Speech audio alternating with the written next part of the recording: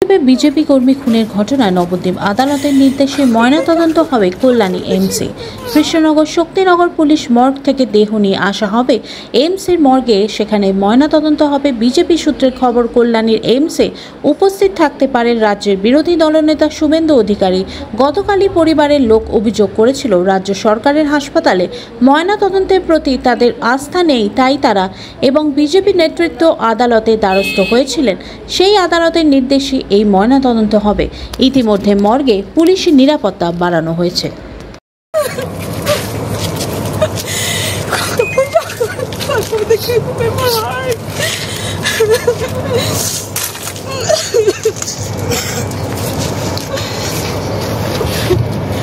জানতো সব আমার ভাইটাকে সব মেরে ফেলে, তখন একটু যায়নি। দিদি, এই এমসিজির ময়নাতদন্ত প্রক্রিয়া শুরু হয়েছে, আপনারা কি খুশি? হ্যাঁ, খুশি। আপনারা তো চেয়েছিলেন। হ্যাঁ, আমরা চেয়েছিলাম। আপনারা তো চেয়েছিলেন। মানে রাজ্য সরকারের হাসপাতালে আপনার আস্থা ছিল না? না। কেন? কারণটা কি? কারণ ওই তৃণমূলের যে চেয়ারম্যানের আসে তো দুষ্কৃতরা আমার বাড়িতে আমার ভাইকে ঘর থেকে টেনে মায়ের সামনে মারলো। তারা বলছে আমার ভাই মারপিট করে মরেছে। কোনো মৃত্যু দুঃখজনক, কিন্তু উনি কি জানে? উনি তো ওনার চেয়ারে বসে জায়গায় বসে বসে লেজ নাড়ায়।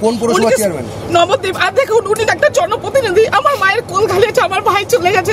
একজন আমাদের ওয়ার্ড কাউন্সিলর সুজিত সাহা, উনি নবদ্বীপের চেয়ারম্যান, তিনি একবারও দেখতে যাননি যে ওই পরিবারটা কেমন আছে, পরিবারটা কি পরিস্থিতি। উপরন্ত ওই গুন্ডাগুলোকে শুধু একবার থানায় পাঠাচ্ছে, একবার উনার বড়ালঘাটে আশ্রয় দিচ্ছে। সব জায়গায় মানে সুরক্ষিত জায়গা স্থানান্তরিত করে রাখছে। আর উনি নিজেও জানে যে খুনিরা আমার বাড়িতে গেছে, আমাদের ওই এরিয়াতে খুনিরা তার প্রমাণ থুয়ে গেছে। আর নবদ্বীপের পুলিশ চাইলে সঙ্গে সঙ্গে ধরতে পারে, কেউ ধরেনি। তাই ওই প্রশাসনের উপরে ওদের উপরে আমার কোনো ভরসা নেই, কারণ আমার ভাইয়ের ও ময়নাতদন্ত উল্টোপাল্টা করে দিতে পারে। তাই আমরা এখানে নিয়ে এসেছি। কোথায় নিয়ে এসেছেন? এই যে এখানে এমসে। আর আমরা সিবিআই তদন্ত করাবো। আপনার ভাই কি কোনো সংগঠন দল করে? আমার ভাই এমনি সমর্থক, আগে দু একবার গেছে, এমনি পার্টি সবসময় ঘুরতে দেয়, বিজেপির সমর্থক ছিল। আমরা পুরোপুরি পরিবার, আমরা বিজেপির পরিবার। আপনার নাম? আমার নাম সাথী চক্রবর্তী ভৌমিক। আপনার ভাইয়ের নাম? সঞ্জয় ভৌমিক।